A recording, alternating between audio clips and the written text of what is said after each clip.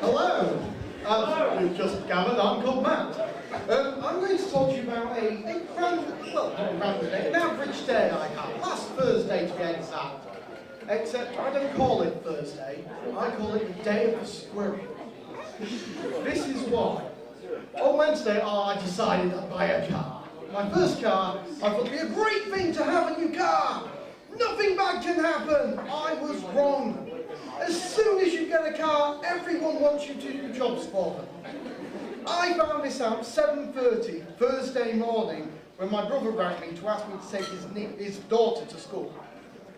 Now, I'd only gone to sleep at 6:30, so I wasn't too sure. But I thought, it's an understandable question, so yeah, I'll do it. So I drove over and I go pick this up, I'm trying to put in the car.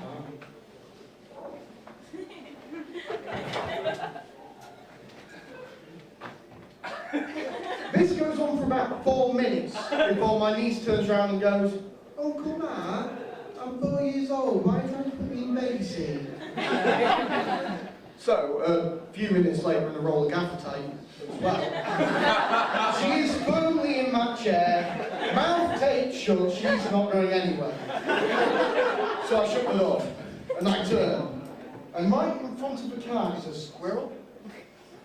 You're thinking this baby squirrel, this is where it's at. You're wrong. Now I've seen Ali's age. I've seen what that squirrel did. He caused the ice caps to melt. I want to wait. Global warming my arse. I don't want that to happen to my car, so I stone him and he runs off. Almost going like that as he does. Big squirrels can do that. And so I get in the car and I drive to school, and somehow along the trip my niece manages to get the gaffer tape off her mouth. God knows how, because I taped her hands to like several things she couldn't move them from. And she looked around and said, "Uncle Matt, I want a baby sister." And when you've only had an hour's kit and you're driving your niece to school, you don't want to hear this question. And I had to stop myself from saying, "Ha, your dad's got to tell you you're adopted first."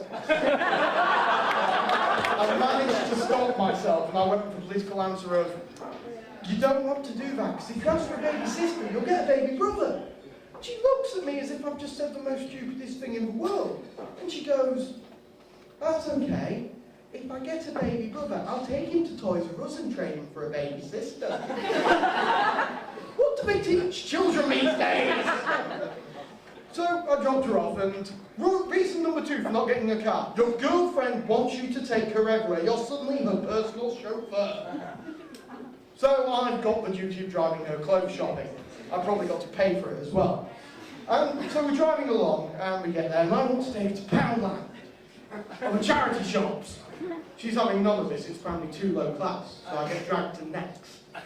And we get into Next, and I don't know, blokes, back me up on this, the first thing a woman does when she's in a clothes shop is she goes to the shoes. Now she goes for all these shoes, and oh, these look nice, and I'm like, you've got 76 pairs of shoes, why do you need another pair? I can always do with more shoes, not for every situation. And this led to an argument where I learned one thing. It's okay for a woman to have 76 pairs of shoes, but it's not alright for me to have 76 porn magazines. Pristine edition porn magazines! First, do you know how hard they are to come by, seriously? To buy my pocket money growing up. But this argument goes on and the clothes shopping continues, and we end up in the dressing rooms. And it's the usual malarkey. "Oh, does my look too big in this? I don't want to wear it, I want to wear this. Oh, it's not in season." This goes on for about 4 minutes before my girlfriend tells me to shut up and get out of the dressing room. And so she takes her go, and we go for it. And then I decided to use the best bit of wisdom I've ever been taught. And I'm going to pass it on to you guys. We went up to the checkout, and I just went, "Oh, you'll never guess, darling. I've left my wallet in the car. Are you okay paying for these?" Thinking I am scot-free. Turns out I was wrong, as she just reaches into the pocket and pulls out my credit card. That's okay. I saw this on the side earlier, and I thought you may want it. So we're driving along at the end, and I'm showing off. Yeah, the makeup for it. Zooming round corners, and we're going round the corner, and there he is, my arch nemesis. Brick in hand, squinty eyes, it is the squirrel once again! And I'm